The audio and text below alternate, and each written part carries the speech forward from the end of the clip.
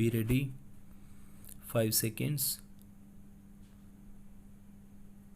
Start.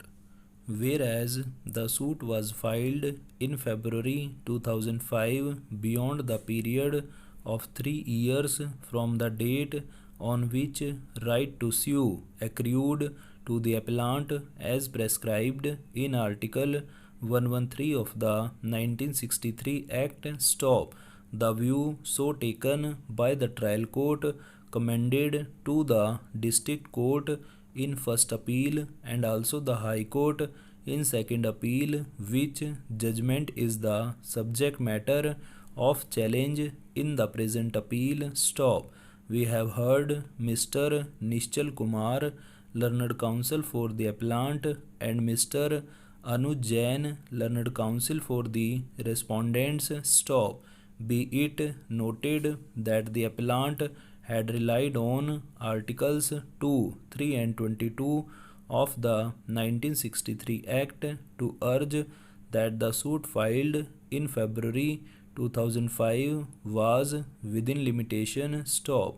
This plea, however, did not impress the trial court, the first appellate court or the High Court. Stop.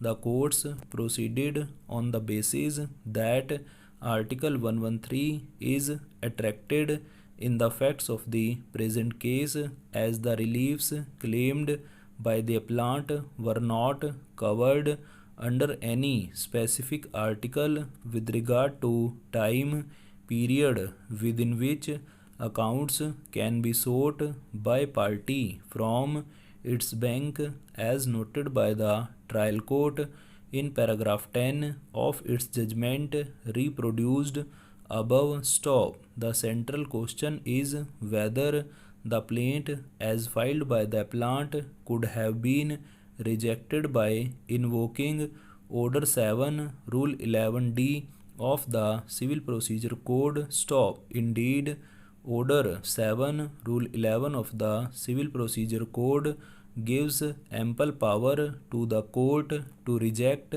the plaint if from the averments in the plaint it is evident that the suit is barred by any law, including the law of limitation. Stop. This position is no more res integra. Stop. We may usefully refer to the decision of this court in Ram Prakash Gupta versus Rajiv Kumar Gupta and others. Stop. In paragraph numbers 13 to 20 of the reported decision para. In Salim Bhai versus State of Maharashtra, it was held with reference to Order 7, Rule 11 of the Code that the relevant facts which need to be looked into for deciding an application thereunder are the averments in the plaint. Stop. The trial court can exercise the power at any stage of the suit before registering the plaint or after issuing summons to the defendant at any time before the conclusion of the trial. Stop. For the purposes of deciding an application under clauses A and D of Rule 11 of Order 7 Civil Procedure Code, the averments in the plaint are germane. The pleas taken by the defendant in the written statement would be wholly irrelevant at that stage. Stop.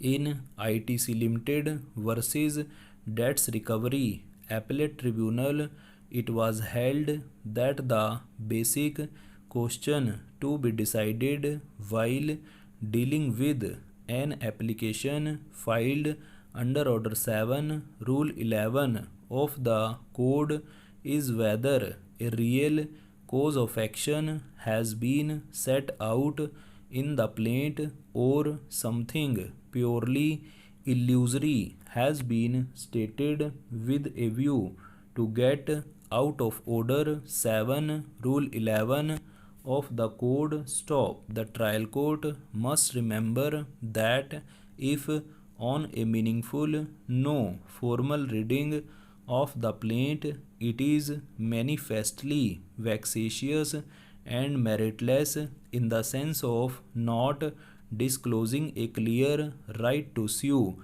It should exercise its power under Order 7, Rule 11, Civil Procedure Code, taking care to see that the ground mentioned therein is fulfilled. Stop. It is right law that note any particular plea has to be considered and the whole plaint has to be read. Stop.